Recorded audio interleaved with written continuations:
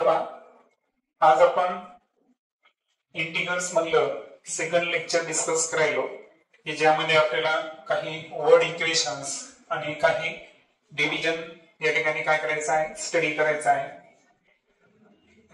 Division संदर्भात तुम्हाला rules माहित आहे की समजा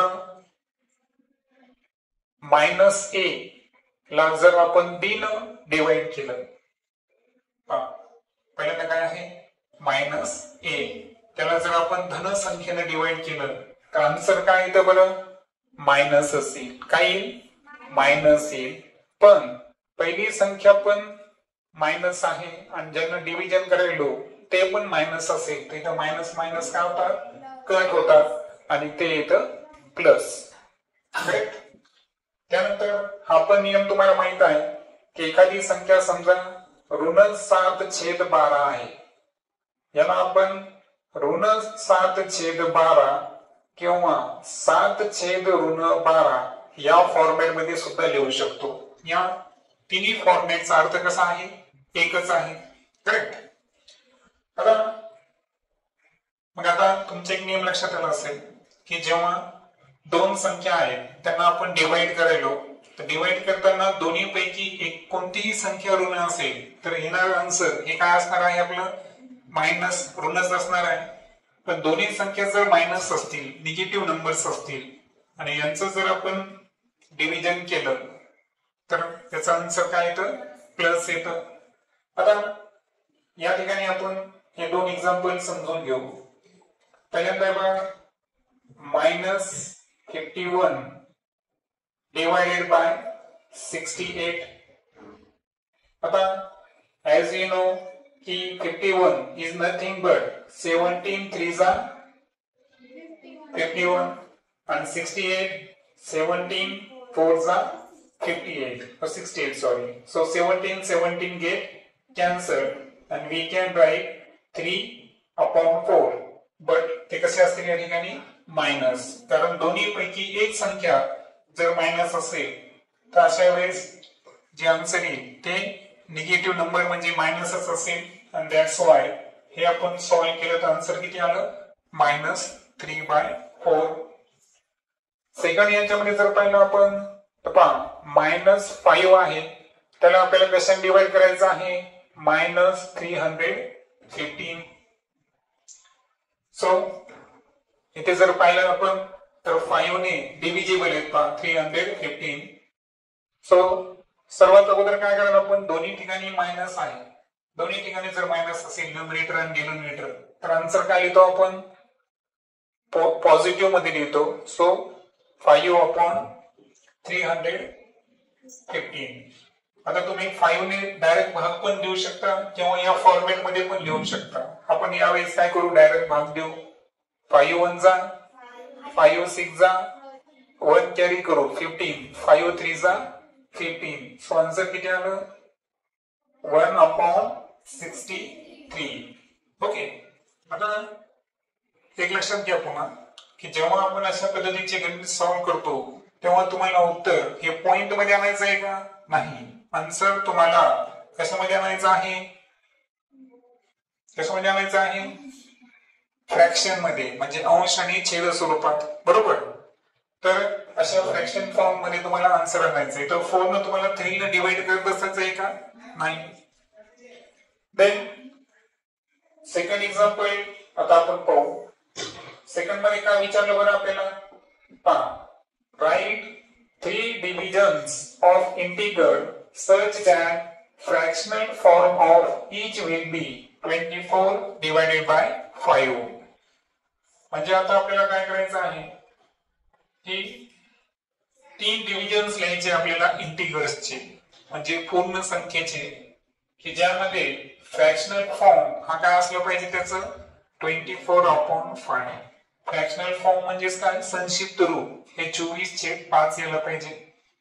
कारण 24/5 मध्ये जर पाहिलं आपण तर 5 हा काय आहे, प्राईम नंबर.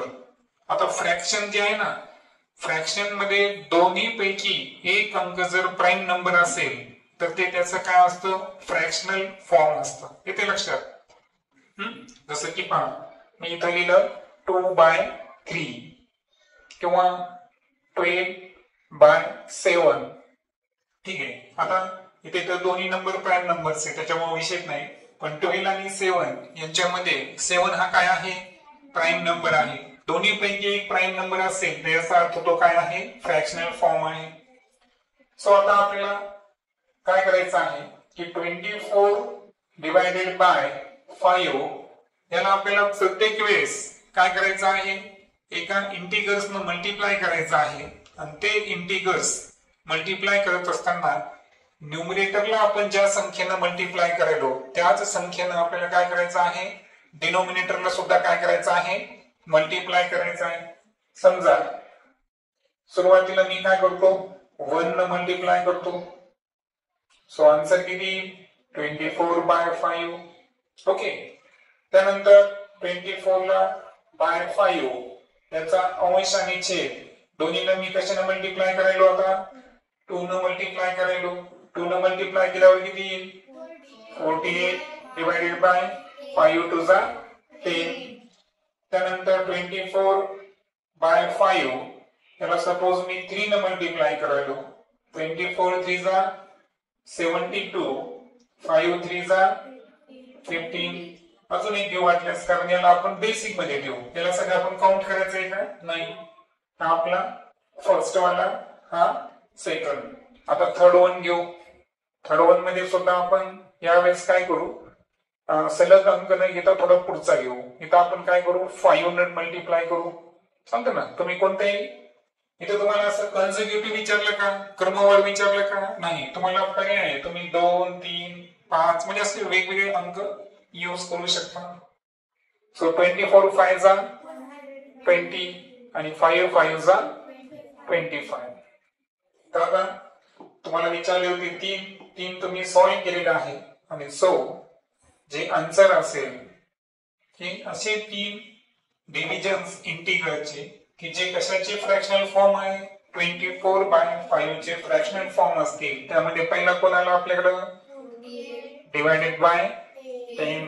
त्यानंतर 2 डिवायडेड बाय 15 आणि फायनली किती आलं आपल्याकडे? 120 डिवायडेड बाय 25. आणि तुम्हाला आता लक्षात आलं असेल की यामध्ये तुम्ही कितीतरी डिफरंट टाईपचे घेऊ शकता. ओके. त्यानंतर लास्ट क्वेश्चन पाहू आपण.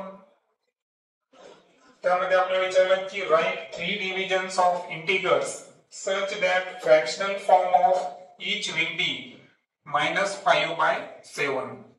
आता इथं काय असेल बरं? इथं मायनस अंक आलेला आहे. सो आपण फर्स्टली -5/7 लिहू. आता यावेळेस काय करू आपण? फक्त प्राईम नंबर्स न मल्टिप्लाय करू. सांगा. किंवा प्राईम तर घेतले आपण 2 3 5.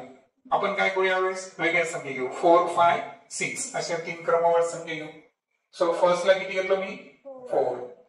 सो किती येईल? -20. 7 4 जा 28. त्यानंतर हेच -5/7 ला कशाने मल्टिप्लाय करतो मी? आता 5 न मल्टिप्लाय करतो. किती येईल? -25. 7 5 जा 35. आणि पुन्हा एकदा क्रमवार संख्या कोणती घेतली मी? 6.